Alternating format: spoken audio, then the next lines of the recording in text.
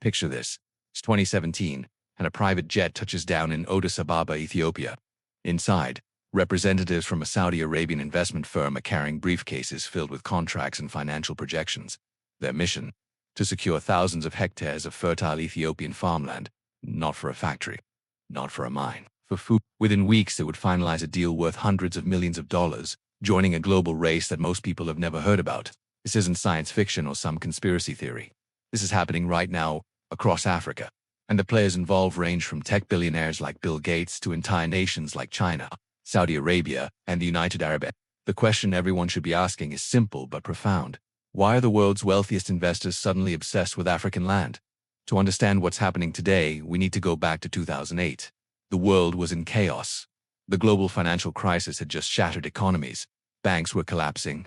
Stock markets were hemorrhaging value. People who had trusted traditional investments watched their portfolios evaporate overnight. But something else was happening that year. Something that would quietly reshape global investment strategy for decades to come. Food prices were skyrocketing. Rice prices in Asia tripled in just 6 months. Wheat became so expensive that bread riots broke out in more than 30 countries. Egypt, Haiti, Bangladesh, they all experienced violent protests over food shortages. Suddenly, wealthy nations and billionaire investors realized something terrifying. You can print more money, but you cannot print more farmland. This realization triggered what economists now call the Great Land Rush, and Africa became ground zero. Africa is absolutely massive, and I mean that in ways most people don't fully grasp. The continent contains 54 countries and spans over 30 million square kilometers. You could fit the United States, China, India, Japan, and most of Europe inside Africa and still have room left over. But here's the really staggering statistic that keeps investors awake at night with excitement. Africa has 65% of the world's remaining uncultivated arable land. Let that sink in.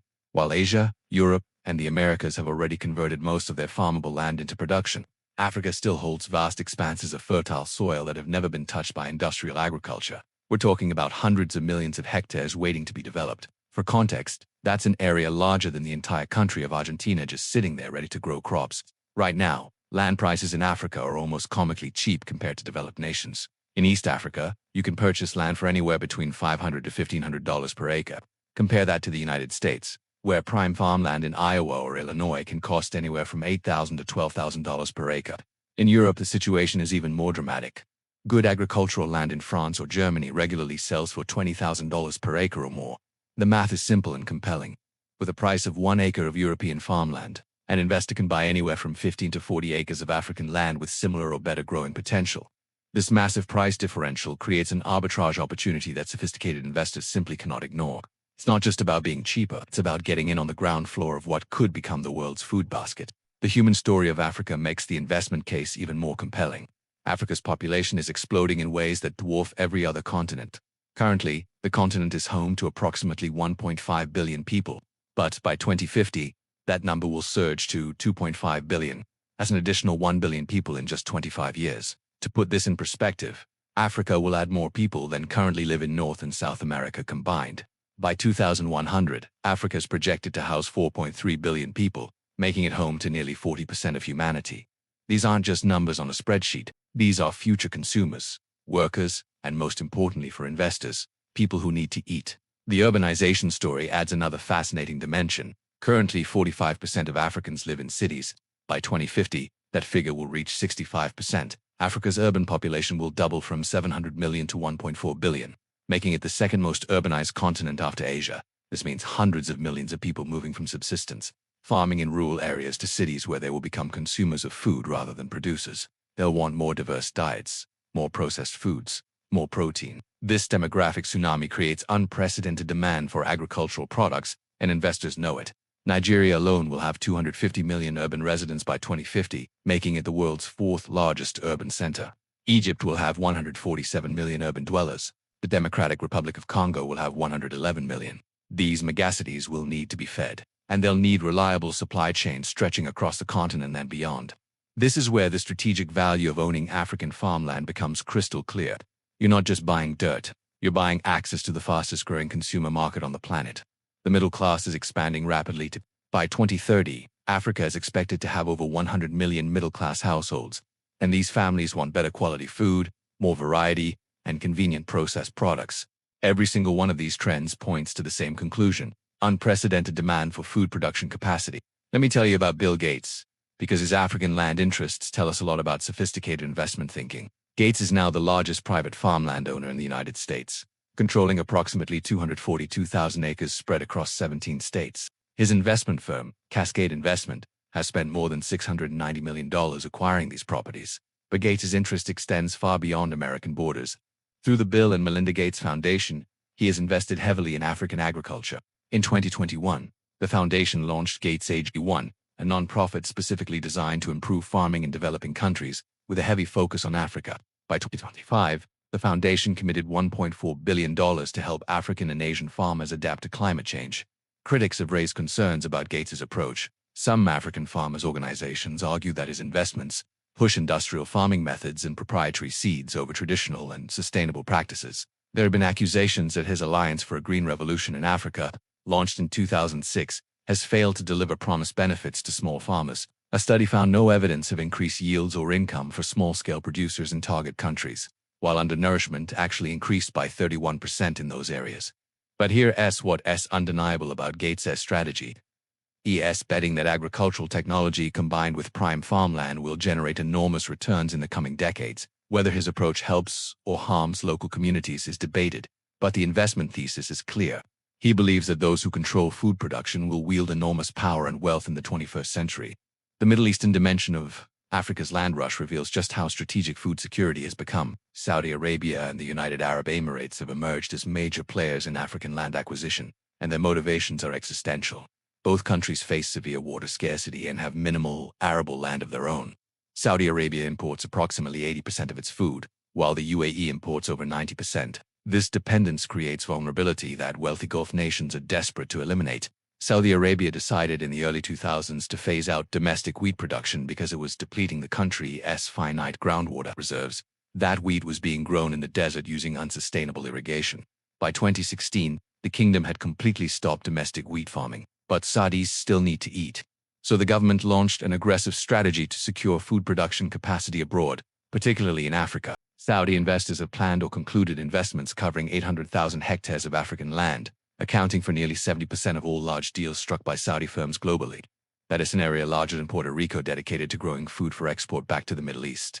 Consider the case of Saudi Star Agricultural Development in Ethiopia. This Saudi company committed to invest $2.5 billion in Ethiopian agriculture by 2020. They leased massive tracts of land in the Gambela region to grow rice, wheat, and other staples specifically for export back to Saudi Arabia. Similar deals have been struck in Sudan, where Saudi Arabia accounts for half of all foreign agricultural investment. The kingdom has identified 27 countries for agricultural investment to bolster food security. The UAE has followed a similar playbook.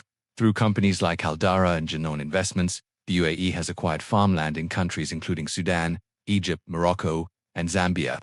The strategy is sophisticated. By owning farms in both northern and southern hemispheres, these companies protect themselves against climate disruptions. If drought destroys crops in one region, they can rely on harvests from another.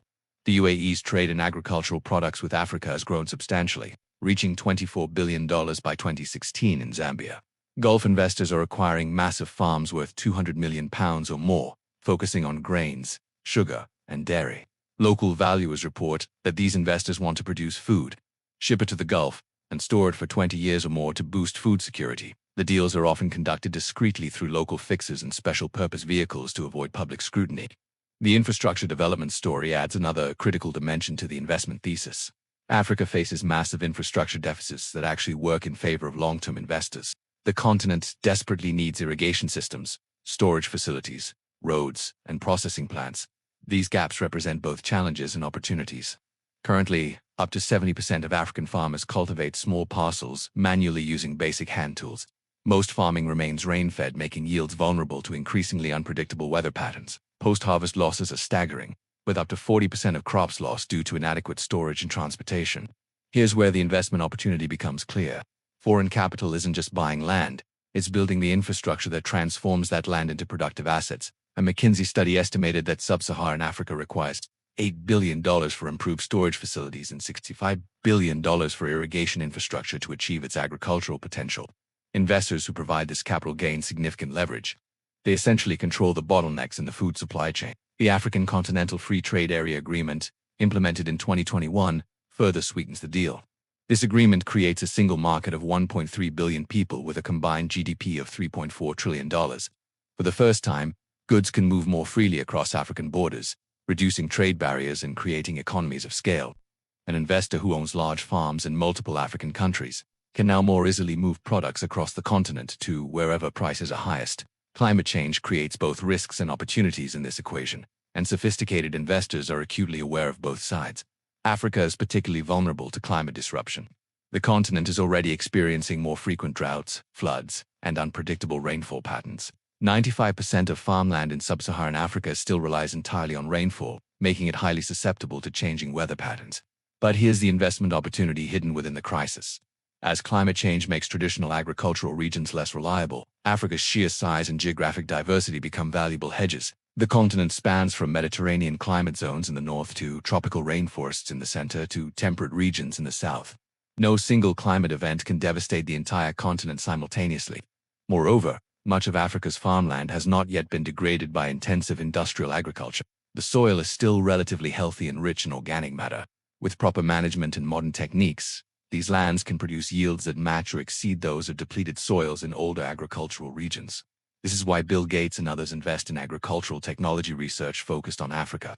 They're developing drought-resistant seeds, precision farming techniques, and sustainable practices that can thrive in African conditions. The goal is to future-proof their investments against climate uncertainty while capitalizing on Africa's latent potential. The Chinese approach to African land deserves special attention because it reveals state-level strategic thinking. China has become Africa's largest trading partner, with bilateral trade exceeding $200 billion annually. Chinese investment in African agriculture follows a different model than Western or Gulf investors, and it's closely tied to China's Belt and Road Initiative. Chinese state-owned enterprises and private companies have secured farming contracts and land leases across the continent. In Mozambique, Chinese firms produce rice on large estates. In Zimbabwe, they've invested in tobacco farming. In Tanzania, they operate in agricultural parks. The scale is impressive, with Chinese investments in African agriculture reaching into the billions of dollars. But China's strategy goes beyond simple land acquisition. They're building entire agricultural value chains. Chinese companies invest in farms, but also in processing facilities, transportation networks, and export infrastructure. They bring Chinese agricultural experts and sometimes Chinese workers to run operations. The produce often flows back to China, feeding its enormous population. Critics point out that this approach can resemble a colonial extraction model, where African resources are shipped abroad with limited benefit to local communities. Jobs created often go to Chinese nationals rather than Africans. The profits return to Chinese companies rather than staying in African economies. Yet African governments often welcome these investments, because they bring desperately needed capital and technology transfer. The financial returns on African farmland can be extraordinary, and that's ultimately what drives much of this investment. While stocks and bonds fluctuate wildly, farmland offers something increasingly rare in modern finance: stable, predictable returns combined with long-term appreciation. Global data shows that farmland investments averaged approximately 10 to 12% annual returns between 2020 and 2024. This combines rental income from leasing land to farmers plus the appreciation of the land value itself. In some high-performing African regions, returns have been even higher. Land values in Ghana increased significantly as Accra expanded, turning agricultural land on the urban periphery into valuable real estate. Similar patterns occurred around Nairobi, Addis Ababa, and other rapidly growing African cities. The supply-demand fundamentals are incredibly compelling. Global arable land is finite and shrinking due to urban sprawl, soil degradation, and climate change. Meanwhile, demand for food grows relentlessly as the world population heads toward 9 billion people by 2050. The intersection of shrinking supply and growing demand creates a powerful long-term upward pressure on farmland values. Farmland also acts as an inflation hedge. During periods of high inflation, farmland values and rental income tend to rise along with food prices, protecting purchasing power. This characteristic became especially attractive after 2020, when central banks flooded the global economy with liquidity, sparking concerns about long-term inflation. The legal and regulatory landscape in Africa creates both opportunities and challenges that sophisticated investors must navigate carefully. Land ownership structures vary dramatically across the continent. South Africa is one of the few countries offering freehold ownership where foreigners can truly own land indefinitely. Most other African countries restrict foreigners to leasehold arrangements, typically lasting 50 to 99 years. In countries like Tanzania, Ethiopia, and Mozambique, all land technically belongs to the government, and investors can only secure long-term use rights. These restrictions emerged from historical concerns about colonial exploitation. African governance witnessed how European colonizers seized land, enriched themselves, and left local populations impoverished. Modern leaders remain wary of repeating those mistakes. Yet the need for foreign capital creates a delicate balancing act. Governments want investment but fear losing control of their land. This creates a complex negotiation dynamic. Investors must work closely with government officials, often navigating bureaucratic systems that lack transparency. Due diligence becomes critical. An investor must verify that the government or individual selling or leasing the land actually has legal authority to do so. In many African countries, customary land tenure systems coexist with formal legal frameworks, creating potential conflicts. Land that appears vacant may actually be used seasonally by pastoralists or claimed by communities under traditional law. Several African countries have implemented restrictions to protect against what critics call land grabbing. Some require that agricultural land acquired by foreigners must be actively farmed within a certain time frame, preventing pure speculation. Others limit the total amount of land foreigners can control. Ghana, for example, prohibits foreigners from owning land outright but allows them to lease it for up to 50 years. The government must approve any lease, giving officials leverage to negotiate terms favorable to Ghana's interests. These restrictions make direct land ownership complex, which is why many foreign investors use local partners or create joint ventures with African entities. This approach provides legal compliance while accessing local knowledge and relationships. A South African mining company or a Kenyan agricultural firm partnering with a Saudi investment fund can navigate local regulations more easily than the Saudi firm operating alone. The regulatory environment also creates opportunities for corruption. In countries with weak institutions, officials may demand bribes to approve land deals or turn a blind eye to problematic acquisitions. Transparency International consistently ranks many African countries low on corruption indices, reflecting these challenges. For legitimate investors, this means additional costs and risks. For those willing to operate in gray areas, it can mean faster deals and fewer questions asked. The social and ethical dimensions of this land rush cannot be ignored, and they're probably the most controversial aspect of the entire phenomenon. When foreign investors acquire large tracts of African land, they often displace local communities who have farmed that land for generations. These communities rarely have formal legal title, relying instead on customary rights that may not be recognized by national governments. The result is predictable conflict. In Tanzania, there have been numerous clashes between foreign investors and local communities over land rights. Maasai pastoralists who have used certain lands for centuries suddenly find themselves excluded when a foreign company secures a lease from the government. Similar conflicts have erupted in Ethiopia, Madagascar, Mali, and across the continent. The human cost is real and painful. Families lose their livelihoods. Traditional ways of life disappear. Communities that were self-sufficient in food production become dependent on markets and vulnerable to price fluctuations. This is why critics use the term land grabbing rather than land investment. From their perspective, wealthy foreigners are stealing resources from some of the world's poorest people. The counter-argument from investors and supportive governance emphasizes development benefits. Foreign investment brings capital, technology, and jobs to rural areas. It can build roads, schools, and health clinics as part of community investment requirements. Modern agricultural techniques can dramatically increase yields, producing more food from the same land. The reality is messier than either narrative suggests. Some foreign agricultural investments have genuinely benefited local communities. They have created employment, improved infrastructure, and provided market access for smallholder farmers. But many others have failed to deliver promised benefits. Jobs go to foreigners rather than locals. Produce is exported rather than feeding local people. Profits flow back to investors rather than staying in African economies. Environmental concerns add another layer of complexity. Large-scale industrial agriculture often involves clearing forests, depleting water resources, and heavy use of chemical fertilizers and pesticides. These practices can degrade soil health over time, reduce biodiversity, and pollute water supplies. When foreign investors prioritize short-term profits over long-term sustainability, the environmental damage can be severe and lasting. Critics point to examples like the Saudi agricultural projects in Ethiopia that use scarce water resources to grow water-intensive crops for export, leaving local communities with less access to clean water, or Chinese rice farming in Mozambique that cleared ecologically sensitive wetlands, destroying habitat for wildlife and disrupting local fishing communities. The concentration of land ownership creates power imbalances that should concern anyone who values equity and democracy. When small groups of foreign investors control vast swaths of agricultural land in a country, they gain enormous leverage over that nation's food system and economy. They can influence government policies, manipulate food prices, and make decisions that affect millions of people without being accountable to those people. This is particularly problematic in countries with weak democratic institutions and limited rule of law. A foreign corporation negotiating with a corrupt or authoritarian Government can secure deals that serve neither party's interests except their own pockets. The citizens who will be affected have no voice in the process. This dynamic has historical echoes of colonialism that make it especially troubling in the African context.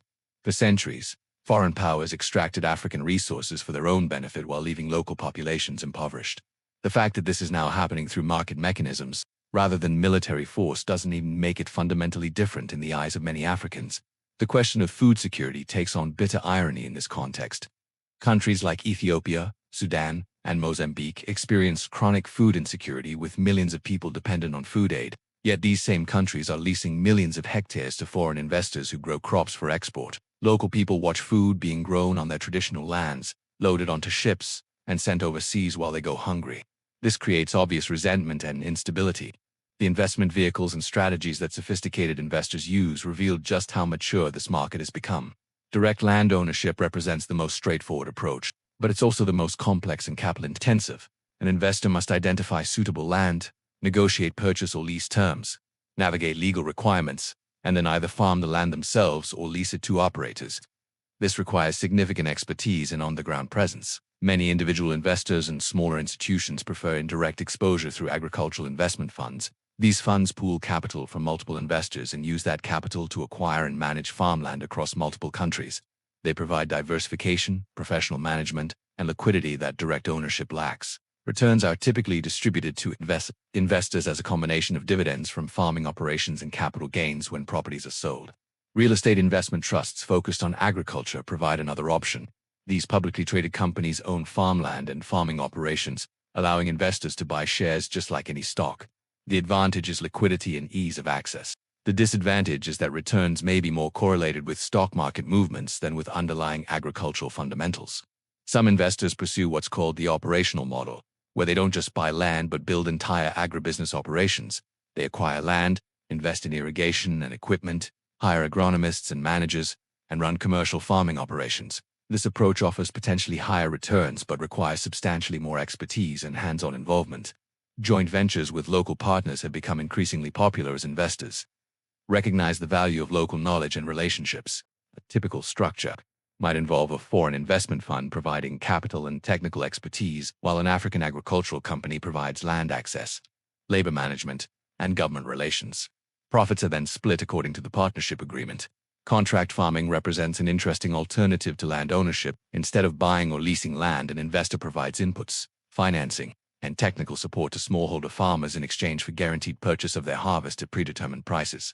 This model allows investors to secure agricultural supply without the complications of land ownership, while enabling small farmers to increase their productivity and income. The sustainability angle has become crucial for attracting institutional capital in recent years.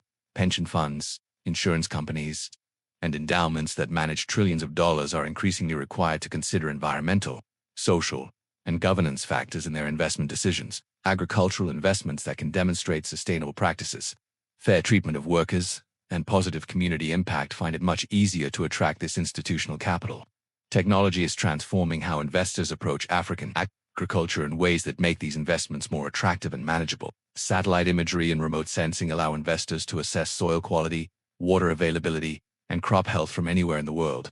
Companies can monitor their African farmland investments in real time without maintaining large local staff. Artificial intelligence and machine learning systems analyze weather patterns, market prices, and agricultural data to optimize planting decisions, predict yields, and identify problems before they become catastrophic. These systems turn farming from an art into a science, reducing risk and increasing returns. Precision agriculture techniques using GPS, sensors, and variable rates application of inputs maximize efficiency. Every square meter of land receives exactly the right amount of water, fertilizer, and pesticides based on its specific characteristics. This increases yields while reducing costs and environmental impact. Fintech innovations make it easier to operate across multiple African countries with different currencies and banking systems. Mobile money platforms like M-Pesa in Kenya allow farmers to be paid instantly via their phones.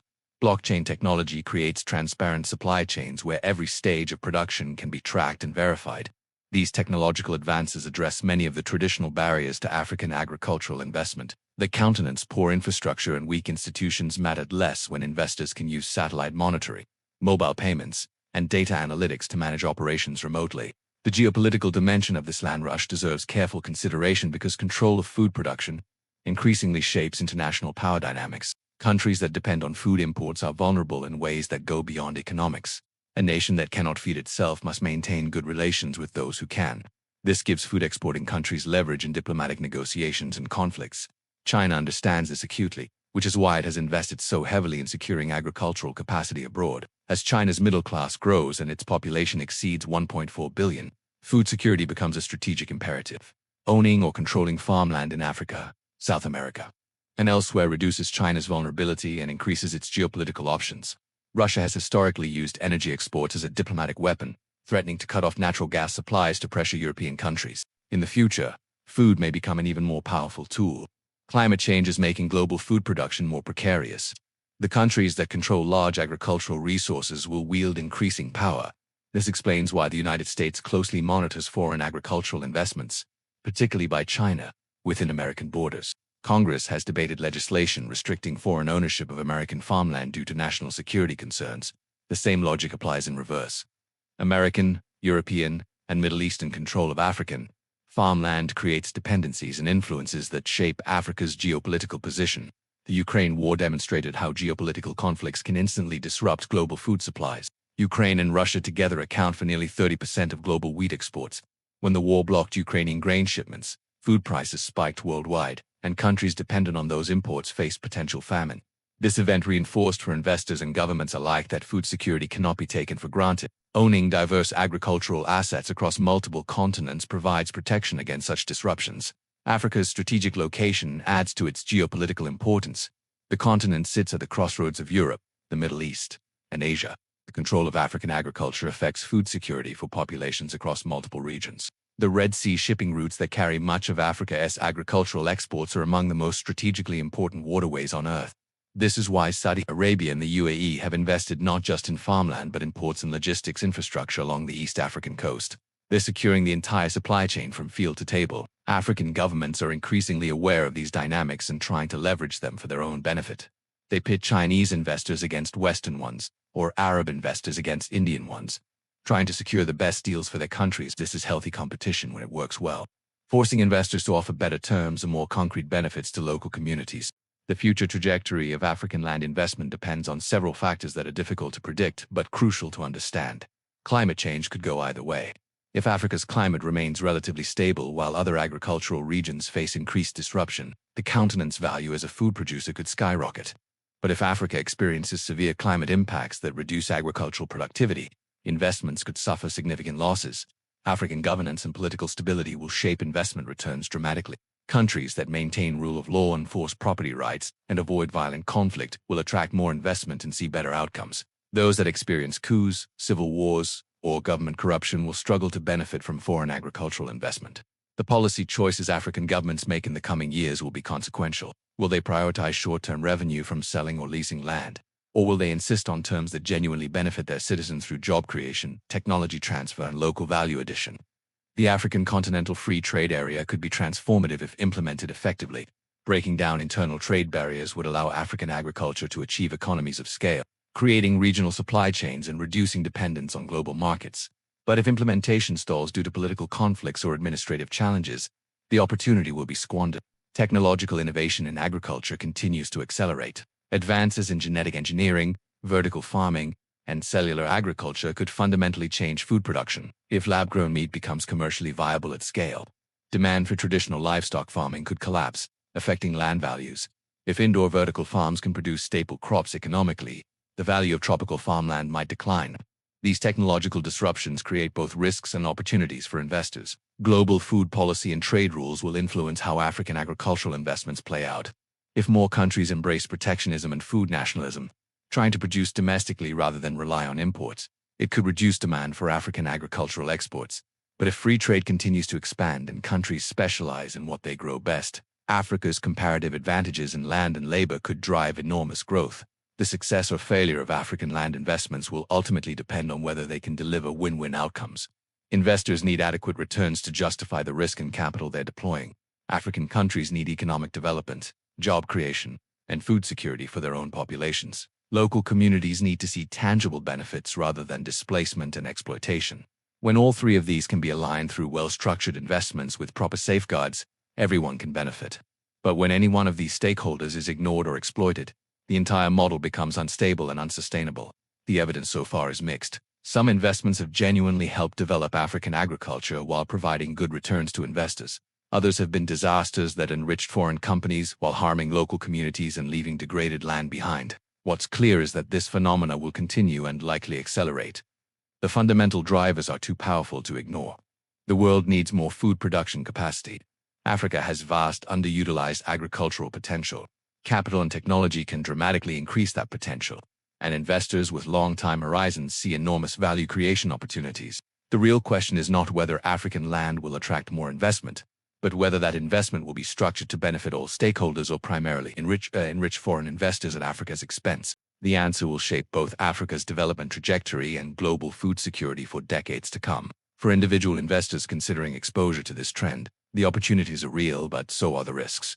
This is not passive index fund investing. It requires understanding complex political, legal, and agricultural dynamics.